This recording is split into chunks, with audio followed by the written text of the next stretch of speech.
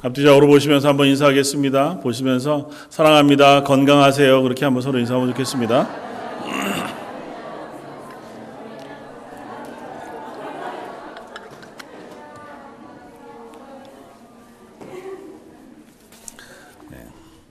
이제 여름이 지나가고 있는데요, 늘 건강하게 지나실 수 있기를 바랍니다. 오늘 예레미야 33장 말씀을 가지고 나를 움직이는 힘이라고 하는 제목으로 말씀을 나누려고 합니다. 은혜를 나누려고 합니다.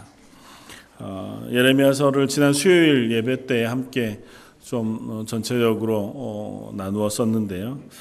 말씀을 묵상하면서 또 특별히 예레미야를 통해서 하나님께서 주시는 그 말씀들을 한 번 더 나누면 좋겠다 이렇게 생각을 했고, 말씀을 통해서 한번 우리 인생 가운데 하나님께서 우리를 부르시고 하나님의 교회로 세우시고 하나님을 예배하도록 부르신 뜻이 무엇일까 하는 것을 한 번 더 생각해 보면 좋겠고, 그리고 하나님의 영광을 위하여 하나님의 기쁨을 위하여 살아가는 삶이라고 하는 것들을 한 번 더 생각해서 우리 마음에 좀 용기를 가지고 결단할 수 있는 그런 시간들이 되어지면 좋겠다 그렇게 생각을 합니다. 보통 동물들은 본성이라는 것을 가지고 살아갑니다. 그래서 그 본성을 어기고 동물들이 살아가기가 참 쉽지 않은데, 최근에 그 스웨덴에 있는 한 과학자들, 연구진들이 연구 결과를 한번 발표한 것이 그쪽에 사는 곰들에 대한 연구였던 것 같아요. 근데 곰들이 보통은 사람을 무서워하고 자연에 있는 곰들이 사람 사는 대로 잘 내려오지 않는데, 일정한 시기가 되면 그 곰들이 자꾸 사람 사는 대로 내려온다는 거예요. 요즘 캐나다에서도 이제 곰들이 인가로 자꾸 내려오는 문제 때문에 신문 지면에 나온 적이 있었는데요. 캐나다에서 사람 사는 대로 내려오는 이유는 온난화 때문에 먹을 것이 자꾸 사라지기 때문에 그렇다고 얘기를 하고요. 아마 이 북유럽에 있는 곰들은 좀 다른 이유가 있었던 모양입니다. 그들이 내려오는 이유는 보통 5월에서 7월까지 주로 번식기가 되면 어미곰, 엄마곰들이 새끼곰들을 데리고 사람이 있는 인근으로 자꾸 내려오더라는 겁니다. 그래서 오랫동안 이렇게 연구를 해보았는데 연구 결과는 이것입니다. 수컷 곰들을 피해서 내려온다는 거예요. 그 시기가 되면 수컷 곰들이 이게 힘을 감당을 못해서 이 자꾸 새끼 곰들을 죽인다는 거예요.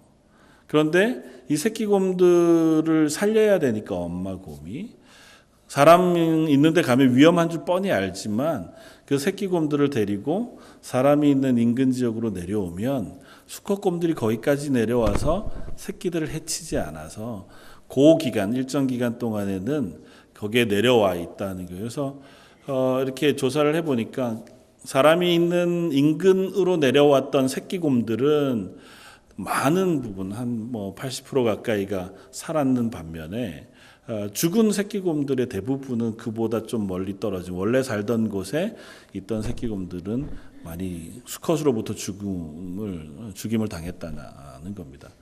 그러면서 하는 얘기가 본성적으로 사람들을 무서워하고 자기가 사는 그 지역에 사는 엄마 곰들이지만 새끼를 살려야겠다고 하는 그 마음과 생각이 그 본성을 이겨서 자기 나름대로의 지혜를 찾아서 사람 인근까지 와 살게 되었다. 그렇게 기록해 두는 것을 보았습니다.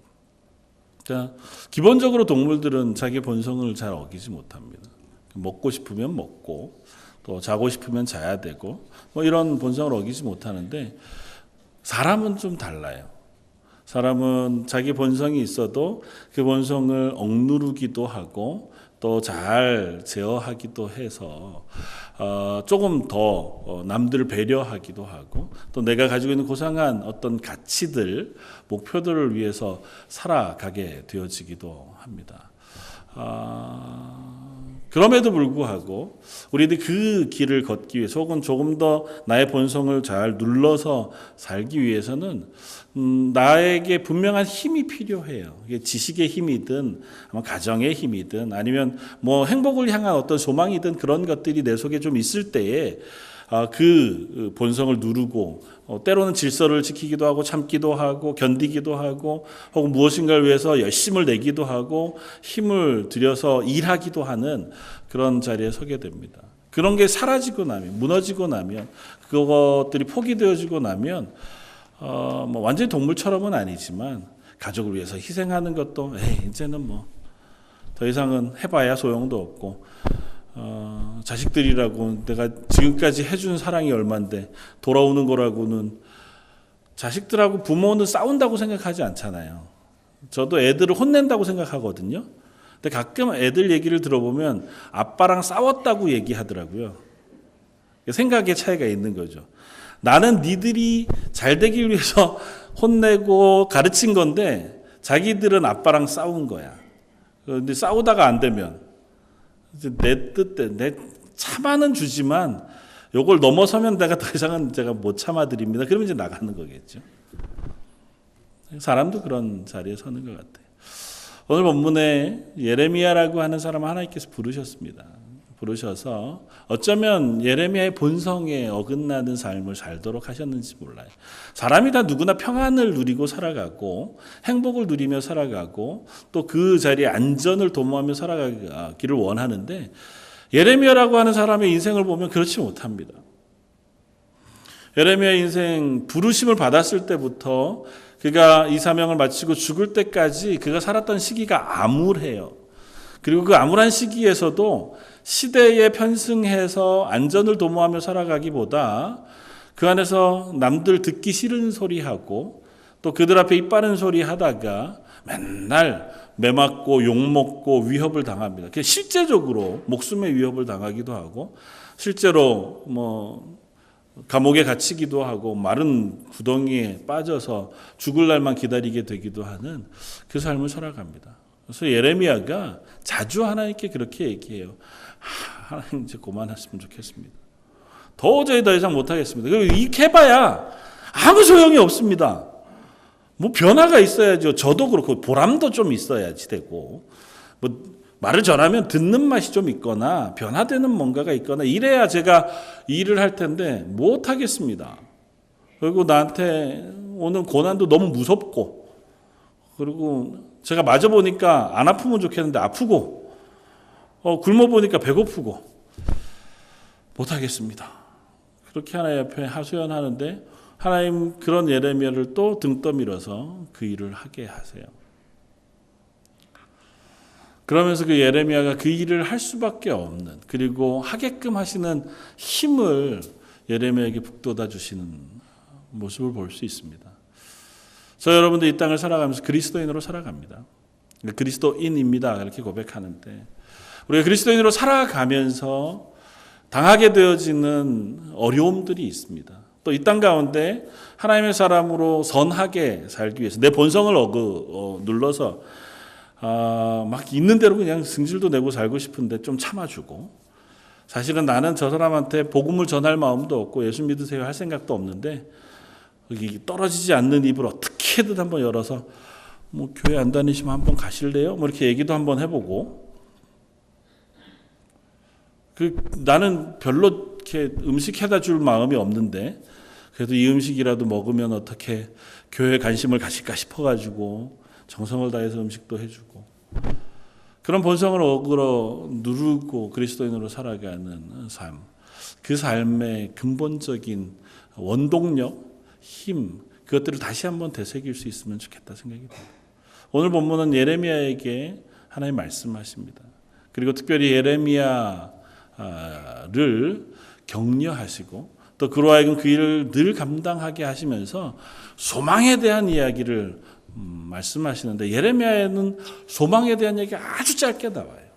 이사야서는 꽤 길게 나오고 다른 선지서들도 하나님의 구원에 대한 소망을 아주 단호하게 얘기하는데 예레미야서는 상대적으로 굉장히 작습니다. 그 가운데 오늘 말씀이 있어요. 여호와의 말씀이 예레미야에게 임하니라. 저는 이 표현이 반복되어지는 것을 봅니다. 예레미야서 내도록 이 표현이 반복돼요. 여호와의 말씀이 예레미야에게 임하니라.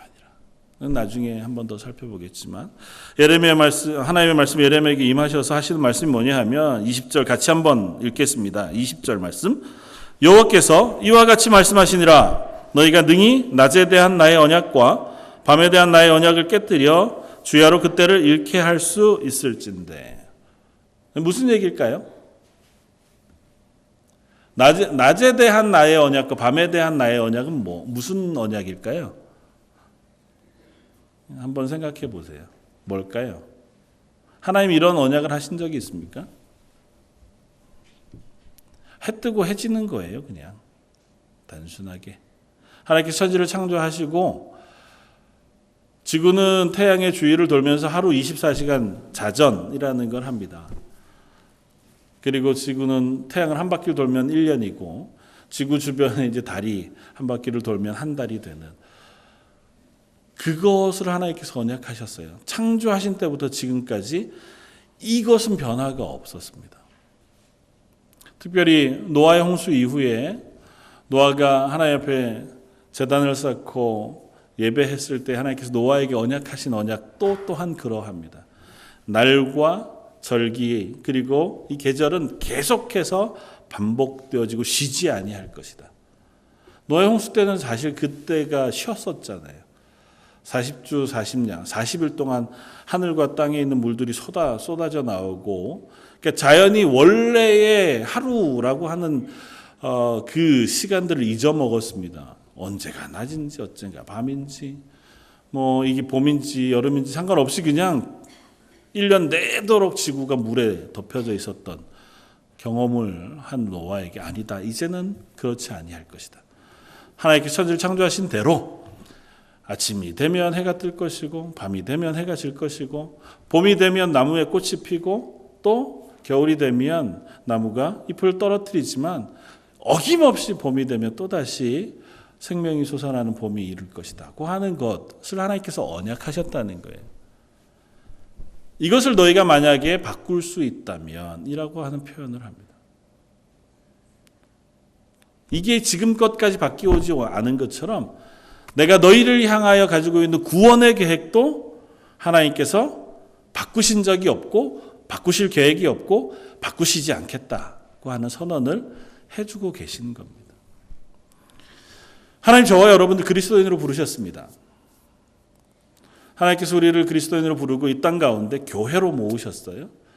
저희를 하나님의 사람으로 부르시고 하나님의 은혜 가운데 우리를 놓으시기로 작정하신 하나님께서 그 계획을 오늘도 어제도 앞으로도 하나님께서 멈추지 않으시겠다고 선언하시는 줄 믿습니다.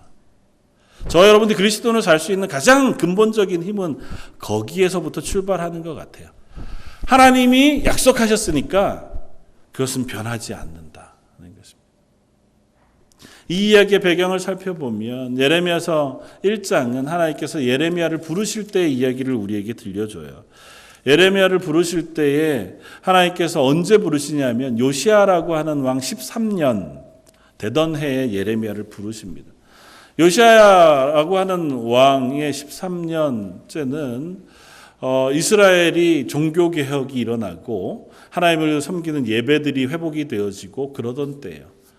그러나 조금 더 뒤로 거슬러 올라가면 이 예레미야가 태중에 어머니의 태중에 있을 때 태어날 때는 이스라엘이 가장 암흑의 시기였습니다.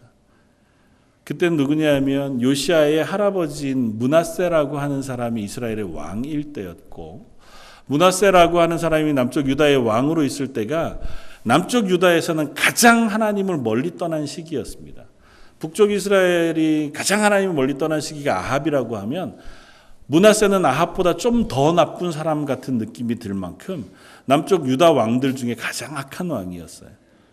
그리고 그 악한 왕의 치세가 계속되어져서 더 이상은 이제 남쪽 유다라고 하는 나라에 하나님을 믿는 사람이 하나도 없고 하나님에 대한 기억도 없고 말씀도 없는 그때에 하나님께서 예레미야를 이 땅 가운데 태어나게 하세요. 그리고 시간이 지난 후에 예레미야를 부르십니다. 부르시는 하나님의 부르심 앞에 예레미야가 대답하기를 뭐라고 대답하냐면 예레미야 1장 4절. 하나님께서 이렇게 부르십니다. 부르시는 것에 대한 대답을 6절에 내가 이르되 슬프도소이다.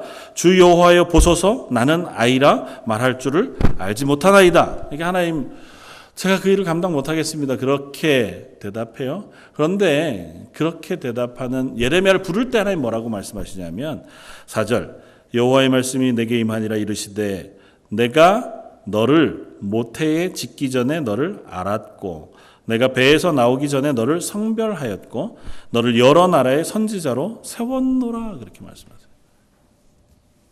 예레미야야 너 내 말을 전한 선지자가 되었으면 좋겠다 그렇게 부르시던 때에 하나님 못하겠습니다. 제가 뭐 그럴 실력도 없고 그럴 자신도 없고 그냥 저는 그냥 평범하게 살면 안 되겠습니까? 아버지가 제사장이니까 제가 제사장 역할을 어느 정도 하는 거는 할 수 있을지 모르겠습니다. 그런데 그런 일은 저한테 맡겨주시지 마십시오. 그랬더니 하나님이 너를 내가 어머니의 태중에서 이미 구별했고 내가 너를 택했고 너를 선지자로 세웠다고 말씀하세요. 예레미야가 어머니의 태중에 있을 때가 언제라고요? 그때 왕이 누구라고요? 므낫세라는 사람이 왕으로 있을 때. 이스라엘에 하나님을 아는 사람이 거의 씨가 말랐을 때. 북쪽 이스라엘은 아시리아라고 하는 아수르에 의해서 멸망해서 이미 흔적도 없이 사라졌어요. 유일하게 남쪽 유다라고 하는 나라만 남았는데 그 나라의 왕인 므낫세에 의해서 20년 30년 통치가 되면서 그 나라에 하나님을 섬기는 성전 그곳에서 하나님께 예배가 안 드려지고 우상들이 가득했고 하나님 믿는 사람들이 다 죽임을 당했어요. 그러니까 이제는 뭐 하나님의 말씀도 전혀 어디서 들을래야 들을 수도 없고 찾을래야 찾을 수도 없던 그 시기에 하나님께서 예레미야를 택하셨습니다. 하나님께서 예레미야를 이 땅 가운데 하나님의 말씀을 전하는 사람으로 택하셨어요. 저 여러분들을 하나님께서 택하신 때도 우리가 예수 믿고 이젠 나 하나님 잘 섬겨야지 그런 때가 아니고 저 여러분들이 아직도 어머니의 태중에 있을 때 우리는 이 세상이 어떻게 생겼는지 알지 못하던 그때 하나님께서 여러분들을 택하시고 성도로 부르신 줄 믿습니다. 나는 그동안 하나님의 뜻대로 잘 안 살고 지금도 여전히 내가 하나님 뜻대로 잘 사나 이런 고민을 하고 있을지라도 하나님이 이미 저 여러분들을 때로는 60년, 70년, 80년 혹은 30년, 40년 전에 어머니의 태중에 있을 때 아니면 그보다 훨씬 전에 저 여러분들을 부르시고 택하시고 그리스도인으로 삼으신 줄 믿습니다. 그 하나님의 부르심과 택하심은 아직까지도 변하지 않고 저와 여러분들을 향하고 계신 줄 믿습니다. 예레미야는 그렇게 생각해요. 이 정도쯤 되면 하나님 이스라엘이란 나라가 이제 소망이 없는 것 아닙니까? 그리고 저도 그만한 실력도 없고 못하겠습니다. 하나님께서 예레미야에게 거듭거듭 전하게 하시는 말씀들이 있습니다. 예레미야서를 통 틀어보면 분명한 주제들을 발견할 수 있는데 그중에 오늘 함께 주목해서 바라보고 싶은 것은 하나님의 말씀, 하나님의 뜻에 대한 것들이에요. 하나님 예레미야를 부르시자마자 예레미야에게 임무를 맡기십니다. 그리고 그 임무를 이렇게 말씀하세요. 8절, 1장 8절. 너는 그들 때문에 두려워하지 말라. 내가 너와 함께하여 너를 구원하리라. 나 여호와의 말이니라 하시고 여호와께서 그의 손을 내밀어 그 입에 대시며 여호와께서 내게 이르시되 보라 내가 내 말을 내 입에 두었노라. 하나님께서 예레미야를 부르셔서 하게 하시는 건 뭐냐면 내 말을 네 입에 두겠다는 거예요. 그리고 너는 그 말을 전하라는 것입니다. 다른 것에 대한 집중보다 하나님의 말씀에 대한 집중이 계속 나와요. 그러면서 첫 번째 환상을 보여줍니다. 그게 뭐냐면 살구나무 가지의 환상. 그러니까 살구나무 가지를 보여주신 것 같아요. 부르신 때가 봄이었는지 어땠는지 모르지만 아마 나무에 꽃이 확 피었든지 열매가 열렸든지 하는 것들을 보여주셨겠죠. 그리고 하나님께서 이렇게 말씀하세요. 여호와께서 내게 이르시되 내가 잘 보았도다. 이는 내가 내 말을 지켜 그대로 이루려 함이니라 하시니라. 너 그 살구나무 보니? 네, 보입니다. 제가 보이는 게 저 살구나무인데요. 잘 봤다. 살구나무가 봄이 되면 꽃이 피는 것처럼, 때가 되면 열매를 맺는 것처럼 내가 내 말을 이 땅 가운데 이룰 것이다 하고 말씀하세요. 살구나무가 꽃을 피는데 사람이 할 수 있는 역할이 뭐가 있을까요? 이제 과수원에서 기르면 거름도 주고 가지도 잘라주고 해야 되지만 자연에 있는 나무들이 잎을 내고 꽃을 피고 열매를 맺는데 사람들이 할 수 있는 일이 뭘까요? 없죠. 뭐가 있겠어요. 방해 안 하는 거. 나무 있는데 그 옆에다 집 짓고 나무 사는 데다가 오염된 물을 흘려내보내거나 이러지만 않으면 나무는 있는 대로 잘 자랍니다. 봄이 되면 잎을 내고 꽃이 나고 때가 되면 정확하게 나무들은 자기의 본성을 따라서 살아갑니다. 그것처럼 하나님의 말씀도 그대로 이루어질 것이다 하고 말씀하세요. 그러니까 너는 걱정하지 마라. 너는 내가 가라는 데 가고 말하라는 데 가서 내 말을 전하라고 하나님께서 예레미야에게 말씀하세요. 예레미야 18장에 가면 토기장이의 비유라고 하는 그 말씀으로 알려진 말씀을 우리가 읽을 수 있습니다. 어느 날 예레미야를 토기장이의 집으로 그릇 만드는 데로 보내요. 그러면서 그릇 만드는 사람을 잘 보게 합니다.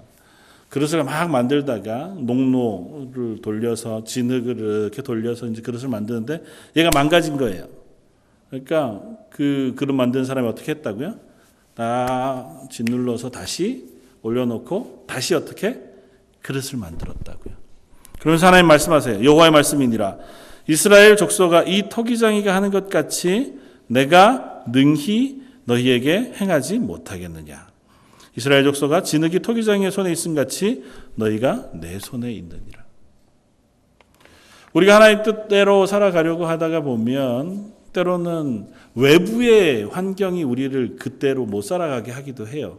그러나 어떤 때는 내 속에 있는 문제들이 하나님 뜻대로 살아가지 못하도록 하기도 합니다. 그게 게으름일 수도 있고 약함일 수도 있고 욕심일 수도 있고 하나님 손에서 이스라엘이란 나라가 하나님의 나라로 잘 있어야 되는데 얘네가 하나님 뜻대로 못 살고 망가지고 말았어요. 그럼 하나님이 그 뜻을 포기하시고 다른 진흙 가져다가 또 새로운 그릇을 만드셔야 되겠다고 안 하신다고요. 그 짓이겨진 진흙을 다시 뭉쳐서 그것을 어떻게 해요? 그릇을 만드신다. 하나님의 뜻은 계획이 되고 선포되면 이루어지는 거지 그 다른 옵션이 없어요. 너는 내 백성이 되고 나는 너희 하나님이 될 것이다. 그리고 하나님 조건을 건 것처럼 보여요. 너희가 이 말에 순종하면. 근데 그 조건은 하나님 복 주시기 위한 조건일 뿐이에요. 하나님께서 그것을 언약하셨으면 그 언약은 포기되지 않아요. 멈추어지지 않습니다. 그건 이루어진다고 말씀하세요. 오늘 본문 말씀도 그 연장선상에 있는 겁니다. 오늘 본문 말씀에 우리가 읽을 수 있는 것이 그거잖아요. 낮의 언약과 밤에 대한 언약을 깨트려서 주야로 그때를 잃게 할 수 있으면이라고. 그러니까 니네 밤낮이 엉클어져 가지고 막 평소 같지 않게 밤만 계속된다든지 낮만 계속된다든지 이게 가능하다면 내가 너희에게 한 언약도 깨질 수 있다. 그 언약이 뭐냐면 하나는 다윗에 대한 언약이고 하나는 레위인에 대한 언약이에요. 다윗에 대한 언약은 뭘까요? 하나님 다윗과 약속하신 앞으로 네 후손 가운데 이 이스라엘 왕 좌에 올라 왕 위를 이을 사람이 끊이지 않을 것이다 하는 거예요. 그건 이 시점에 왜 얘기하실까요? 다윗 후손 중에 꼭 왕이 있을 거야 말씀하시는 걸까요? 물론 그렇죠. 그러나 이 이야기는 이스라엘을 향한 하나님의 약속을 하나님께서 멈추지 않으시겠다는 거예요. 왕이 혼자 왕노릇할까요? 왕이 왕노릇하기 위해서 꼭 필요한 게 있습니다. 뭐가 있을까요? 백성, 또 땅. 두 가지가 있어야 왕이 왕노릇할 수 있어요. 나라 없는, 이렇게 땅이 없는 국가라는 것도 있을 수 없지만 백성이 없는 국가도 없어요. 나 혼자 왕노릇한다고 섬에 가서 나는 왕이다 그래요. 뭐 왕일 수는 있겠죠. 그러나 그 왕이 왕으로서의 무슨 역할을 하겠습니까? 다윗이 하나님 앞에서 이 언약을 받았을 때에 다윗을 향한 축복의 언약이기도 하지만 이건 또 확대하면 이스라엘이라고 하는 나라를 향한 언약이에요. 하나님께서 이스라엘이라고 하는 나라에 하나님께서 세우신 왕이 끊어지지 않고 이 나라가 계속될 거라는 언약이에요. 예레미야가 보기에, 이스라엘 사람들이 보기에 그 약속이 이제 안 지켜질 것 같단 말이죠. 이 말씀을 들을 때 환경이 어땠냐 하면 요시야는 바로 얼마 되지 않아서 죽습니다. 예레미야가 사역을 할 때에는 여호야긴, 시드기야라고 하는 왕 때 주로 활동을 해요. 요시야의 아들은 여호아하스인데 3개월밖에 왕을 안 하니까 그 뒤에 어떤 일들이 일어나냐 하면 바벨론이라는 나라가 이스라엘을 3번 침략합니다.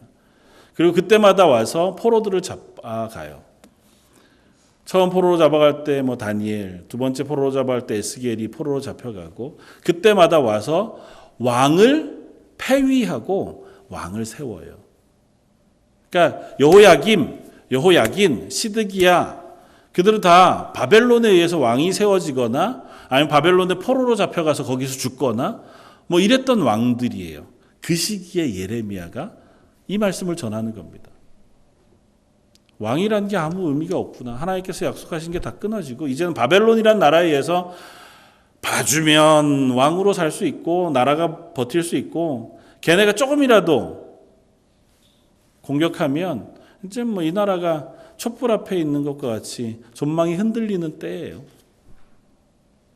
포로로 사람들도 다 잡아갔고 뭐 우리 국력도 없고 싸울 힘도 없고 도망갈 구멍도 없어요. 그래서 이제는 소망이 없다. 우리 하나님의 백성, 뭐 하나님 우리를 지키시고 보호하시고 다 옛날 얘기지 뭐 이제는 다 끝났어. 라고 생각하는 때에 하나님 뭐라고 말씀하신다고요? 아니라는 거예요. 하나님 너희가 언약하셨은즉 네 눈앞에 그런 일이 있다고 해도 그 언약은 끊어지지 않는다고 하는 게 오늘 본문의 말씀이에요. 레위인과의 언약은 뭡니까? 레위인들로 세워서 하나님의 성전에서 예배하는 일에 그 후손들이 계속해서 그 일을 감당하겠다는 거예요. 성전은 회파됐습니다. 성전 안에 모든 기물들은 바벨론 사람들이 다 빼앗아 갔어요. 레위인들은 죽임을 당하거나 잡혀갔습니다. 왕족들도 다 잡혀가고 하나님께 드리는 예배도 이제는 다 사라져버리고 말았습니다. 그래도 하나님이 어떻게 하신다고요? 그걸 포기하지 않으신다고요. 저 여러분들이 하나님 앞에 서서 그리스도인으로 살아갑니다. 그리스도인으로 살아가다가 때로는 힘있게 어느 날 하나님 앞에서 정말 은혜를 경험하면서 감사하면서 기뻐하면서 찬양하면서 살아가죠. 그러다가 때로는 그것들을 놓쳐버릴 때가 있어요. 그게 외적인 환경일 수도 있습니다. 살다 보니 너무 힘겨운 일들이 나를 둘러덮어서 내가 그리스도인인지 아닌지도 모르겠고 교회는 출석은 하는데 그냥 그 정도쯤 하나님 놔뒀으면 좋겠을 때도 있고 우리 마음에도 그런 일들이 일어날 수 있어요. 실망도 있을 수 있고 가다 보니까 믿음이 좀 흔들릴 때도 있죠. 속상할 때도 있고 그러다 보니까 뭐 하나님 날 그리스도인으로 부르셔서 구원해 주시면 됐지 뭐 그냥 거기서 나는 그냥 머물러 있고 처음 언젠가 가졌던 막 기대와 소망 막 이런 것들을 향한 마음은 이제 식어져 버리고 더 이상은 하나님 됐습니다. 뭐 이 정도면 됐죠 뭐. 그럼 하나님도 그러니? 그럼 나도 그냥 그 정도 선에서 널 그냥 내버려 둘게 안 하신다고요. 우리가 뭐라고 하든지 하나님은 저 여러분들이 어머니의 태중에 있을 때 부르셨었던 그 부르심, 그 택하심을 포기하지 않으신다. 저 여러분들 교회로 부르셨으면 우리가 교회가 되게 하세요. 저 여러분들 그리스도인으로 부르셨으면 하나님 우리를 기필코 그리스도인으로 만드세요. 우리들은 그렇게 얘기합니다. 그냥 하나님 내버려 두시면 안 됩니까? 예레미야가 그랬던 것처럼 전 신앙도 그렇지 않고 제가 맡은 것 정도 좀 할게요. 교회 왔다 갔다 하고 그냥 이 정도쯤에서 저를 내버려 두시면 좀 신앙 좋은 사람, 열심히 있는 사람들 세우셔서 전도도 좀 시키시고 선교도 가게 하시고 그다음에 봉사도 좀 하고 헌신도 하게 하시고 다른 사람도 위로하고 위에서 기도도 하게 하시고 저는 저 하나도 벅찹니다. 저 하나 신앙 지키는 것도 너무 힘들어서 하나님 그냥 저를 내버려 두시면 제가 요것 정도쯤은 할 수 있습니다. 그러면 그래 그거 너무 힘든 줄 알아. 그럼 알았어. 그러시지 않는다고요. 기억하십시오. 하나님 저와 여러분들 향해서 우리가 알지 못한 크고 비밀한 계획을 가지고 계신 줄 믿습니다. 아멘 하시기 부담스러우신가요? 여러분들 아멘 안 하시면 하나 제가 아멘 안 하는 애들 일단 제껴두고 그렇게 죄송하지만 안 하십니다.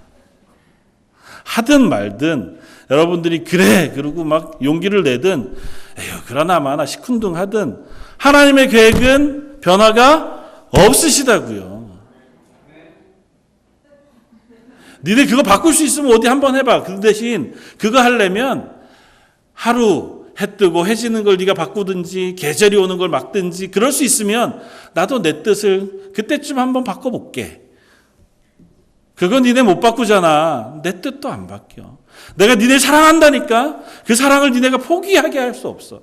내가 니네들 일꾼으로 만들고 싶다니까 그것도 니들이 포기할 수 없어. 하나님 저희 좀 괴롭히지 말아주시지. 그냥 좀 편하게 신앙생활 하면 좋겠어. 하나님 우리를 괴롭히려고 하시는 게 아니에요.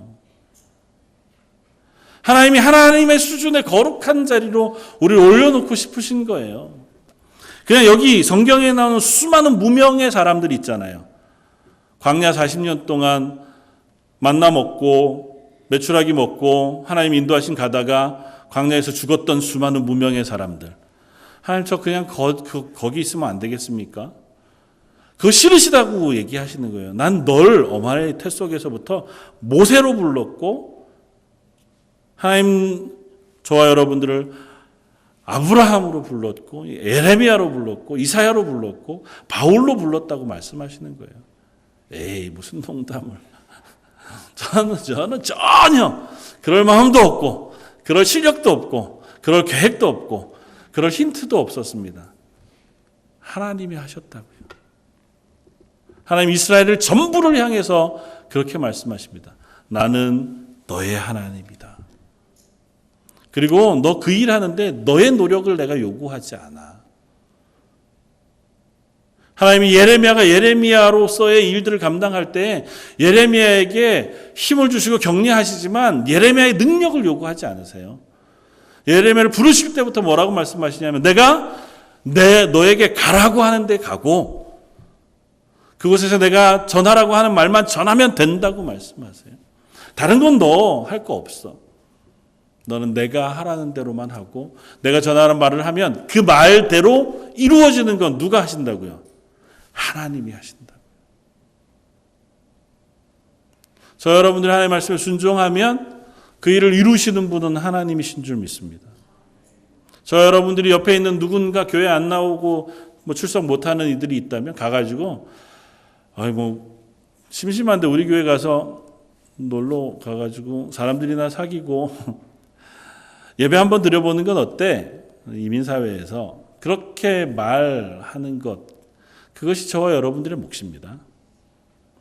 그들을 막 설득해서 예수님이 어떻게 우리를 구원자가 되셨고 성경에 믿지 못할 일들을 다 창조과학적으로 설명하며 이렇게 하면 좋죠. 그러나 그것 우리가 하지 못해도 그 마음속에 하나님을 믿게 하시고 교회를 향하여 관심 갖게 하시고 예수 그리스도를 향한 소망을 품게 하시는 분은 하나님이세요. 우리는 그것에 가서 그저 방아쇠를 당기는 역할을 하는 겁니다. 하나님 말씀을 전하라고 했으니까 예레미야는 전하는 거예요. 그리고 그 일을 이루시는 분은 하나님이 하세요. 예레미야가 하나님 앞에 그렇게 하소연합니다. 제가 23년 동안이나, 그것도 예레미야 사역 중간쯤이에요. 제가 23년 동안 매일마다 아침마다 가서 하나님의 말씀을 전했지만 한 변화가 없습니다. 이제는 그만하면 안 되겠습니까? 그 변화 없는 시간이 지나서 하나님께서 이스라엘을 구원해 내셨고, 궁극적으로는 그 모든 구원을 완성하기 위해서 하나님의 아들이신 예수 그리스도를 이 땅에 보내시고, 그분을 십자가에 매어 달려 죽게 하시고, 무덤에서 사흘 만에 부활하게 하셔서 그분의 영인 성령을 저와 여러분들에게 부으셔서 저와 여러분들을 하나님의 사람으로 삼으신 줄 믿습니다. 하나님 하신다니까요. 이스라엘이 회복하지 못하는 것 같아도 하나님의 구원의 계획을 포기하신 적이 없으시다고요. 저와 여러분들이 하나님의 뜻에 순종하지 못하는 그 자리에 서 있다고 해서 하나님이 저와 여러분들을 향하신 하나님의 계획을 포기하시지 않는 줄 믿습니다. 그리고 저와 여러분들이 순종하는 아주 작은 순종 한 걸음, 지쳐 보이는 누군가에게 가서 등 도닥여주고 내가 이번 주에 너를 위해서 기도해 줄게, 힘 좀 내. 그렇게 하는 한마디, 그 한마디와 그를 위하여 기도하는 단 1분, 단 3분, 단 5분의 기도를 하나님께서 쓰셔서 그 사람에게 위로를 주시고 은혜를 베푸시는 줄 믿습니다. 내가 격려하는 한 번의 격려, 위에서 해주는 기도, 전도를 위해서 그저 용기를 짜내서 부끄러움과 쑥스러움을 무릅쓰고 전하는 한마디 말, 그걸 통해서 한 사람의 영혼을 하나님 살리시는 귀한 일들로 쓰시는 줄 믿습니다. 정말 내가 신앙생활 잘하면 그러면 제가 전도할 수 있습니다. 아니요. 그렇지 않으니까 할 수 있어요. 하나님이 나도 사랑하셔서 구원하셨으니까. 그냥 나도 다니는데 한번 같이 가보지? 라고 하는 그 한마디가 어떤 누군가의 심령 속에 하나님의 영광을 심으시는 첫 기회가 되는 줄 믿습니다. 지치고 힘들어도 예배의 자리에 나오기 위해서 한 발걸음을 떼고 또 하나님의 교회를 섬기고 봉사하는 그 한 헌신의 자리에 서는 것, 하나님께서 그것을 쓰셔서 저 여러분들은 하나님의 교회가 되게 하시고 이 땅 가운데 하나님의 영광을 드러내시고 하나님의 기쁨이 되게 하시는 줄 믿습니다. 저 여러분들이 그와 같은 소망을 가지고 하나님이 나를 부르심, 그리고 하나님의 그 언약이 흔들리지 않을 것인 것을 믿고 하나님 그 자리에 서겠습니다. 고백하는 저와 여러분 되시기를 주님의 이름으로 축원을 드립니다. 한번 같이 기도하겠습니다. 하나님 앞에 그리스도인으로 사는 것, 그것이 우리의 본성을 어그러뜨리는 일인 것을 고백합니다. 기도의 자리에 서는 것 쉽지 않습니다. 시간을 내어 예배의 자리에 서는 것도 늘 기쁨과 감사만으로 충만하지 못한 것도 고백합니다. 누군가를 참아주고 누군가에게 복음을 전하며 누군가를 위하여 기도하는 것 역시 저희들이 잘 할 수 없는 것이지만 하나님께서 우리를 부르셔서 하나님과 삼으셨고 또 우리가 어머니의 태중에 있을 때 부르신 그 부르심을 아직도 포기하지 않으시고 또 앞으로도 포기하지 않는다고 말씀하시기에 그저 저희는 하나님을 의지해서 하나님의 사람으로 살아갈 한 걸음을 떼기를 원합니다. 하나님 우리 성도들과 함께 그 걸음을 뗄 때에 기뻐해 주시고 그 걸음을 복 주시고 축복해 주셔서 그 걸음에 하나님의 은혜와 영광이 드러나는 하루하루가 되게 하여 주옵소서. 오늘 말씀 예수님 이름으로 기도드립니다. 아멘. 찬송가 447장을 함께 찬양하시겠습니다.